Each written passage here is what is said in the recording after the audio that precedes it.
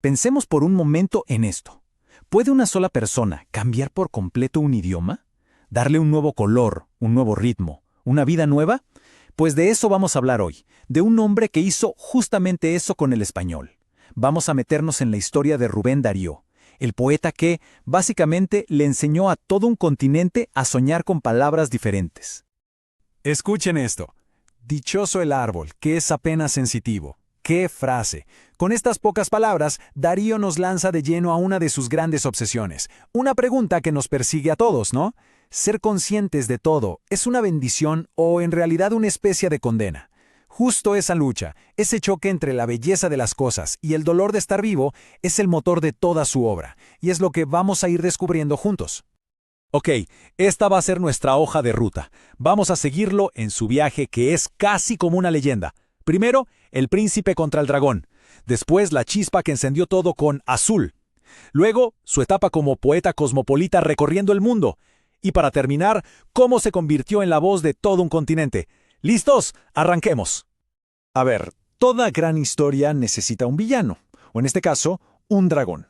Y para entender de verdad lo que hizo Darío, primero tenemos que entender contra qué luchaba. El dragón, en este caso, era el estado de la literatura en español a finales del siglo XIX. Un mundo, digamos, bastante predecible, un poco gris, muy anclado en el pasado. Miren este contraste, porque aquí está la clave de todo. Por un lado teníamos la poesía de la época, muy local, muy de su provincia, con reglas súper estrictas y casi siempre con una moraleja, un sermón. Se sentía, como decían, en atraso.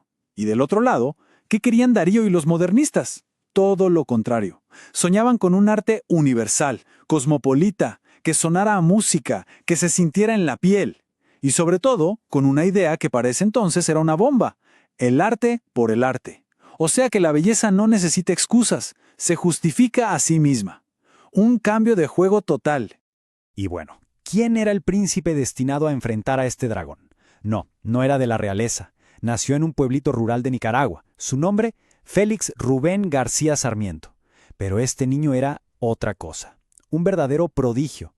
Imagínense, leía con apenas 3 años. Lo llamaban, y con razón, el poeta niño.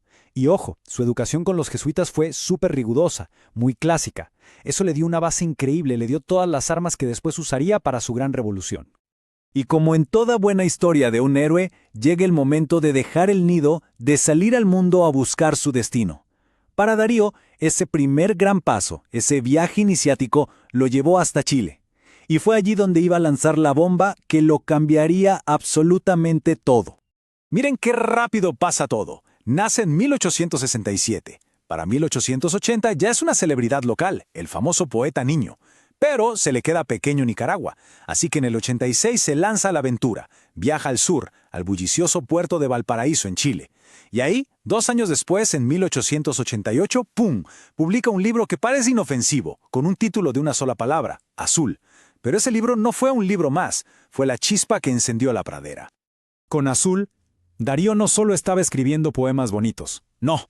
Estaba, sin saberlo del todo quizás, fundando un movimiento entero. El modernismo. Y esto es importantísimo, porque aquí pasa algo que nunca antes había ocurrido. Por primera vez en la historia, un movimiento literario que nace en Hispanoamérica viaja a España y la sacude, la influencia. Se dio vuelta a la tortilla. El flujo cultural cambió de dirección. La meta era esa, agarrar el español y renovarlo por completo, que tuviera más música, imágenes más potentes, hacerlo un idioma del mundo. Pero ojo, que nadie piense que esto era solo hablar de cisnes, palacios y princesas lejanas. Sería un error quedarse con esa idea. En el mismísimo Azul, que es quizás su libro más enfocado en la belleza pura, te encuentras con un cuento como El Fardo. Y es un golpe de realidad. Describe con una crudeza tremenda la pobreza de los estibadores del puerto. ¿Y qué nos dice esto? Algo clave. Para Darío, la búsqueda de la belleza no significaba darle la espalda a la realidad, por más dura que fuera. Las dos cosas cabían en su mundo. El éxito de Azul fue su pasaporte al mundo. Dejó de ser el poeta de Nicaragua para convertirse en algo mucho más grande, un verdadero ciudadano del mundo. Se movió entre el trabajo de diplomático y sobre todo de corresponsal, y eso lo llevó a vivir y a empaparse de la cultura de las grandes capitales del momento. Su vida, a partir de ahí, es un verdadero torbellino.